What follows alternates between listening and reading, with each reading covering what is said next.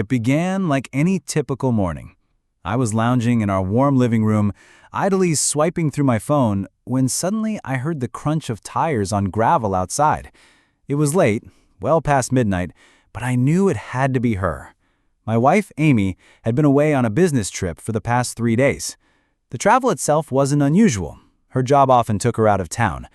But what was strange this time was the unusually cheerful tone of her texts, almost unnaturally upbeat. The front door swung open, and there she stood in the doorway, one hand gripping her suitcase, the other clutching her phone. Her face glowed with a kind of radiant joy I hadn't seen in years. She was laughing, probably at something on her screen, a light, carefree sound that felt foreign in our usually quiet home. For a second, I thought maybe she just had an incredible trip. Perhaps the meeting went perfectly, or she'd gotten amazing news from her boss. I almost smiled, genuinely happy to see her so full of life. "Hey, honey," she said, her voice bright and bubbly. She kicked off her heels and placed her suitcase by the door. "You won't believe how wild this trip was. The meetings were nonstop, but we nailed the presentation. This is going to be huge for the company." I nodded and offered a small, polite smile. "That's great, Amy. Sounds like it went really well." "It did," she said, still grinning as she tapped rapidly on her phone. "And the food at the restaurant they took us to? Unreal. Like Michelin star level. Seriously, unreal." I watched her talk, noticing the glow on her skin, the energy in her eyes. Something felt off. Her excitement was overwhelming, almost too intense. And then there was the laughter. She kept giggling at her phone, a light, carefree sound that felt foreign in our usually quiet home. For a second, I thought maybe she'd just had an incredible trip. Perhaps the meeting went perfectly, or she'd gotten amazing news from her boss. I almost smiled, genuinely happy to see her so full of life. "Hey, honey," she said, her voice bright and bubbly.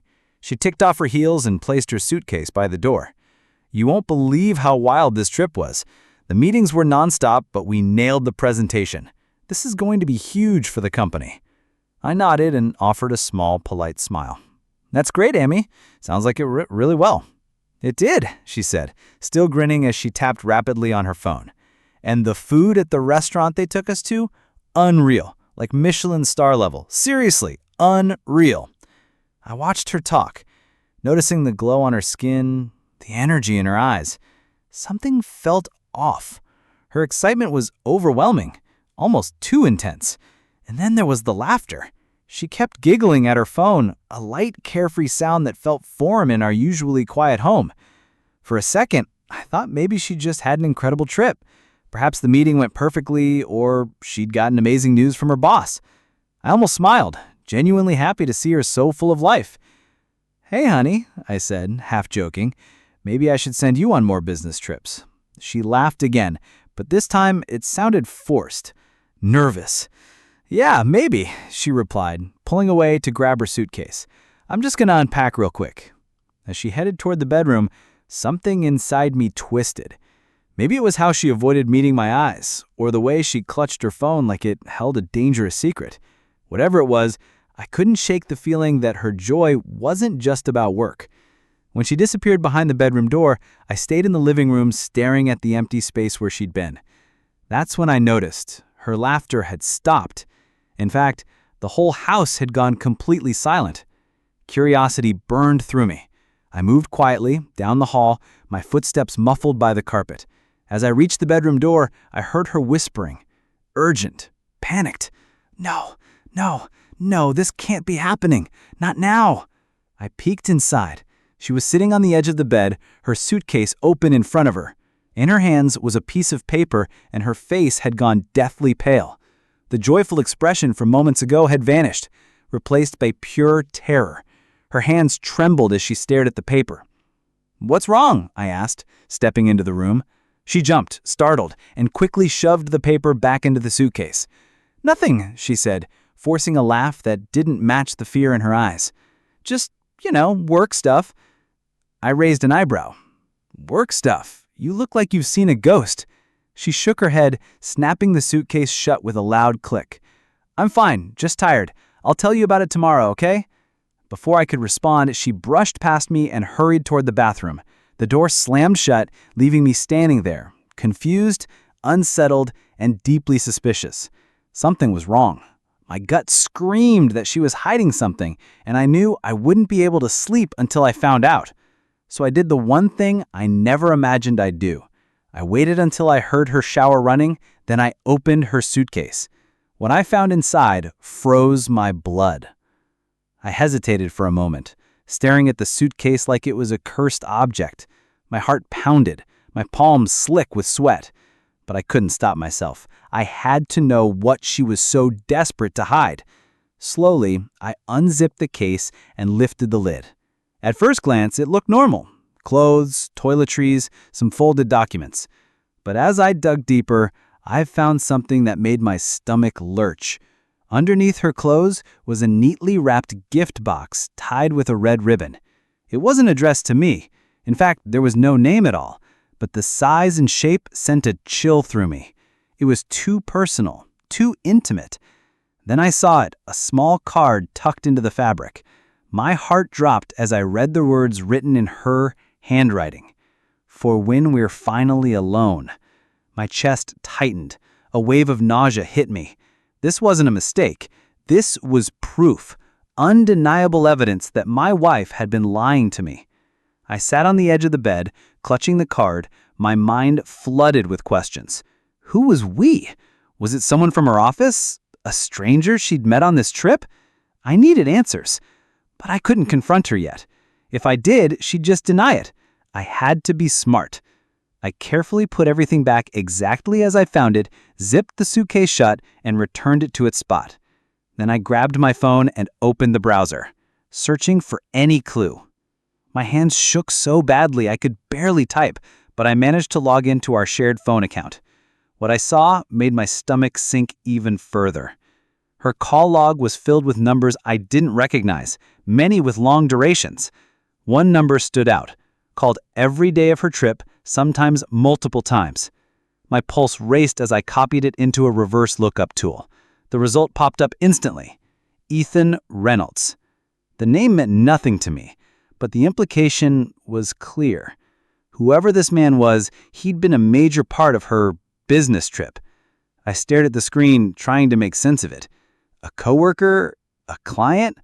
Or something more? I didn't want to jump to conclusions, but the evidence was piling up fast, and none of it was good. I heard the bathroom door open. I quickly locked my phone and shoved it into my pocket. Amy stepped into the bedroom, her hair damp, her face free of makeup. She looked at me with a strange mix of guilt and caution, as if she could sense I knew something. "You okay?" she asked, her voice too casual. "You look pale." I forced a smile. "Yeah, I'm fine, just tired." She nodded, but her eyes lingered on me a second too long. Then she climbed into bed and pulled the covers up to her chin, closing her eyes like nothing was wrong. I lay beside her, staring at the ceiling. I didn't sleep. I couldn't. Every time I closed my eyes, I saw the card, the lingerie, and that name. Ethan Reynolds. I knew I had to dig deeper, but I also knew I couldn't let her know I was onto her. Not yet. As dawn's first light crept through the curtains, I made a decision. I was going to find the truth, no matter how painful it would be. I grabbed my phone and started making plans. If she thought she could keep this secret from me, she was in for a brutal awakening. The next morning, I played it cool. I couldn't risk tipping her off, not until I had all the pieces. Amy woke up like nothing had happened, humming as she made coffee in the kitchen. Watching her, you'd think she had no guilt, no secrets, but I couldn't forget the panic on her face the night before. Over breakfast, I tried to draw her out. "So, any exciting stories from the trip?" I asked casually, sipping my coffee. She froze, just for a split second, before flashing her usual smile. "Not really. Mostly just work stuff. Meetings, presentations, the usual. Nothing fun." I nodded, pretending to believe her. Must have been exhausting. "It was," she said, glancing at her phone. "But it was worth it. The client loved our pitch. We might even close the deal next week." Her answer was smooth. Too smooth. I knew she was lying, but I didn't push. Instead, I focused on my next move. I needed access to her phone. After breakfast, she went to take a shower, leaving her phone on the kitchen counter. My heart pounded as I grabbed it. She'd always been careless with her passcode. Still our wedding date. Ironic, I thought. I quickly opened her messages, my fingers trembling. There it was, a string of texts between her and Ethan Reynolds. Ethan. I can't stop thinking about this weekend. It was perfect. Amy. You were perfect. I miss you already. Me too. I hate sneaking around, but it's worth it. I felt like the air had been ripped from my lungs. The messages were explicit. There was no doubt. I scrolled further. Photos. Selfies. Her in that same black lingerie in a hotel room. I couldn't look anymore. I locked the phone and put it back exactly where I found it. When she came out of the shower, I acted normal. I'm heading out for a bit, grabbing my keys. Need to run some errands. Okay, she said, barely looking up from her phone. See you later. As I drove away, I was torn between anger, heartbreak, and determination. I wasn't the kind of man to ignore betrayal, but I wasn't impulsive either. I needed a plan. I pulled over in a quiet parking lot and called a private investigator. I'd never thought I'd need one, but this was desperate. The investigator, Jack, listened calmly as I explained. I'll take the case. I'll need her schedule, any details about this guy, and access to emails, phone logs, social media. I gave him everything. The messages, the call logs, even the name Ethan Reynolds. Jack promised to start immediately. When I hung up, I felt a small relief. At least I was doing something. Over the next few days, I acted like nothing was wrong. I laughed at her jokes, listened to her stories, even kissed her goodnight, all while knowing the truth. It was the hardest thing I'd ever done. But I reminded myself, the truth was worth the wait. Then one evening, Jack called. We've got something, he said, his voice serious. You're going to want to see this. He wouldn't say more, just insisted we meet in person. That night, as Amy sat on the couch, scrolling through her phone, I watched her, wondering how she could be so calm with such a massive betrayal hidden inside her. Every smile, every casual word felt like another stab. But I kept up the act. The next morning, I made up an excuse about a work meeting and met Jack at a small diner on the edge of town. He was already there, a manila folder on the table. My heart hammered as I sat across from him. You're not going to like this, he said, his voice grim, but you need to see it. He pushed the folder toward me. With shaking hands, I opened it. The first thing I saw was a series of photos. Grainy, but clear enough. Amy, laughing, leaning into a man, Ethan Reynolds. They were at a hotel bar, their body language unmistakably intimate. One photo showed his hand on her thigh, another showed them holding hands as they walked into the elevator. My stomach twisted. But the worst was yet to come. Jack pointed to a USB drive inside the folder. There's more on here, he said. Surveillance footage from the hotel. It confirms everything. I couldn't bring myself to watch it, right there in the diner. The photos were enough to make my blood boil. How long has this been going on? I asked, my voice barely a whisper. At least a few months, Jack said. They've been meeting whenever she travels for work. This wasn't a one-time thing. I felt like the ground had vanished beneath me. Months. She'd been lying to me for months, sneaking around with this man while I trusted her, loved her. The betrayal was crushing, but I forced myself to stay calm. I needed clarity. "What else did you find?" I asked. He hesitated, then pulled out another document. "A booking confirmation for a weekend getaway. Amy and Ethan are planning another trip in 2 weeks. A resort in Miami." I clenched my fists, staring at the paper. She wasn't stopping. She was already planning the next betrayal. The audacity made me furious, but I swallowed the rage. If I was going to confront her, I'd do it my way, on my terms, with no chance for her to escape. "Thank you, Jack," I said, my voice steady despite the storm inside. "You've done more than enough." He nodded. "If you need anything else, call. And I'm sorry you're going through this." I left the diner with the folder and USB drive under my arm. I felt the weight of the world, but also a strange clarity. This wasn't about suspicion anymore. I had the truth. Cold, undeniable. Now, it was time to decide what to do with it. That evening, I sat in my car in a deserted parking lot, staring at the USB drive. I knew I had to watch the footage, but part of me was terrified. Still, I couldn't look away. I plugged it into my laptop. The videos were time-stamped, in order. The first clip, Amy and Ethan meeting in the hotel lobby, their faces lighting up. Next, them at the bar laughing like a honeymoon couple. Then the elevator, a few seconds of them kissing before the doors closed. I skipped to the final clip, them entering a hotel room together. The timestamp showed it was late. They didn't come out until morning.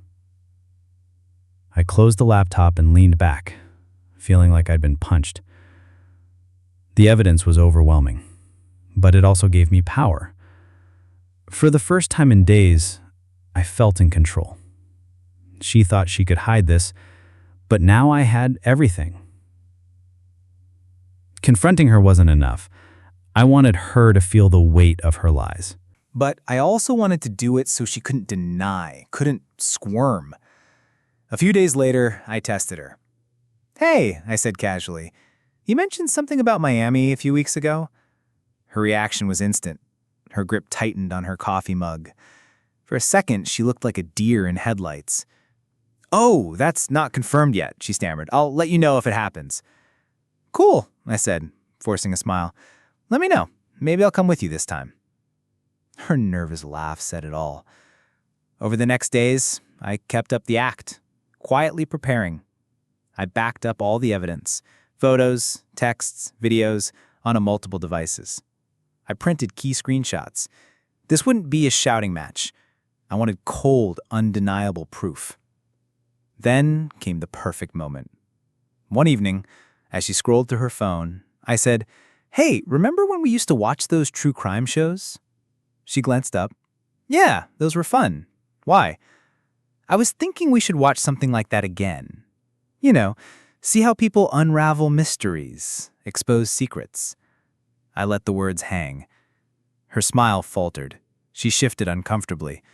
"Sure, maybe sometime." That was it. The final piece. The next night, I set the stage. I asked her to sit with me in the living room, said I wanted to talk. She looked curious, not worried. She had no idea. As she sat, I placed the manila folder on the coffee table. Her eyes flicked to it, a flicker of panic. "What's that?" she asked, voice shaky. "Something I need to show you," I said, calm. "But first, anything you want to tell me, Amy? Anything at all?" She froze.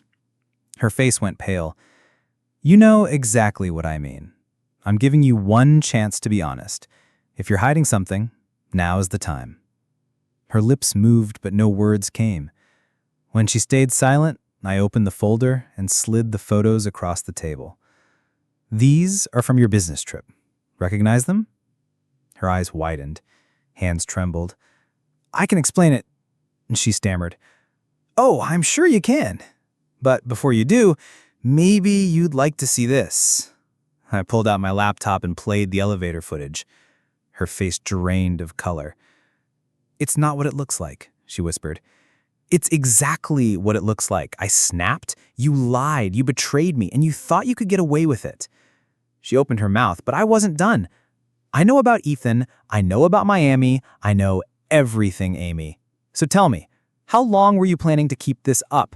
Were you just waiting for me to find out?" Tears welled in her eyes, but I felt nothing. This wasn't pity. This was consequence. Amy sat frozen, staring at the evidence. The tears spilled over. I wasn't moved. "I'm sorry," she whispered, voice breaking.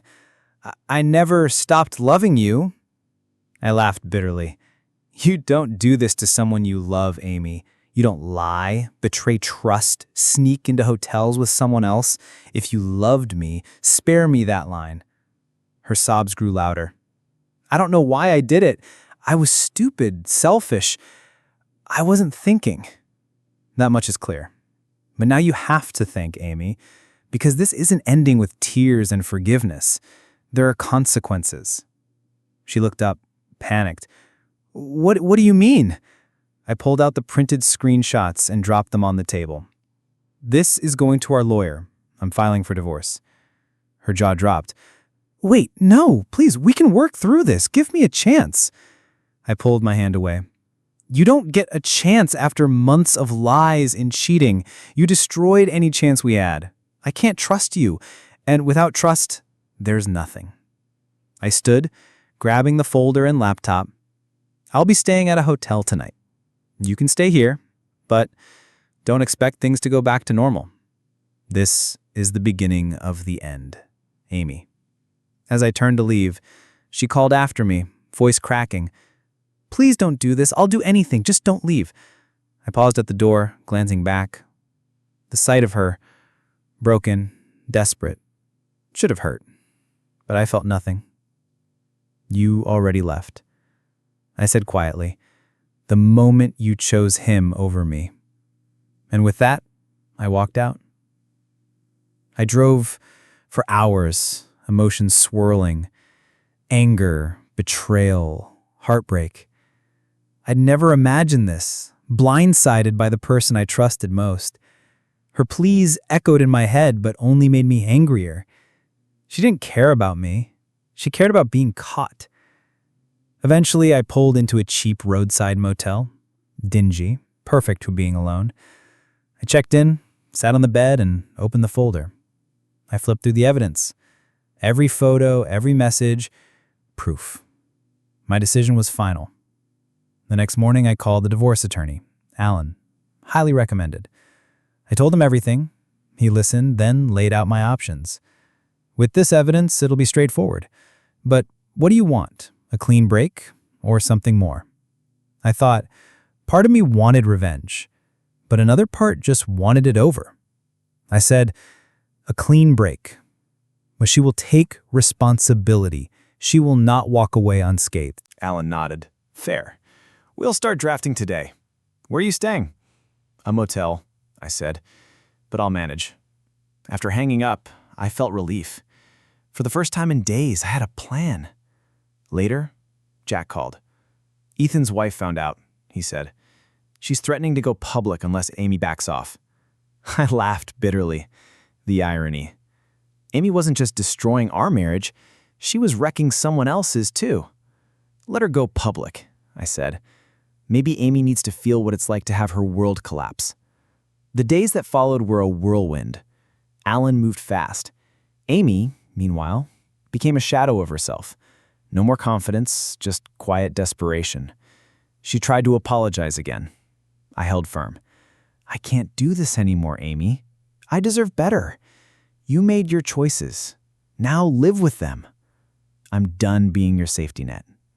Her tears didn't move me. I'd spent too many nights mourning a life that never existed. Now, I was ready to let go. The divorce was smooth. Amy didn't fight. We split assets fairly. I got the house. Ethan's wife did go public. The fallout was brutal for both of them. But that wasn't my concern anymore. What surprised me most was how free it felt. I realized I'd spent years in a relationship built on illusion. Losing Amy wasn't the end. It was a new beginning. I rebuilt my life, reconnected with old friends, picked up forgotten hobbies, focused on my happiness. It wasn't easy. Pain still crept in sometimes, but less and less. Months later, I was in a coffee shop, reading, enjoying the quiet. That's when I met Rachel. She was at the next table, struggling with her coffee and laptop. "Need a hand?" I asked, smiling. She laughed. "Thanks. I swear I'm usually more coordinated." We talked for hours. Rachel was kind, funny, easy to talk to. For the first time in forever, I felt hope. As we exchanged numbers, I realized something. I wasn't broken. Amy's betrayal hurt, but it didn't destroy me. I was stronger, more confident, clearer about what I wanted. Moving on didn't mean forgetting. It meant choosing the future over the past. As I walked out of that coffee shop, I felt lighter, freer, ready for whatever came next. Sometimes life throws curveballs that force you to reevaluate everything. But in the end, those challenges can lead to something better, if you let them. My story didn't end with betrayal. It ended with a fresh start.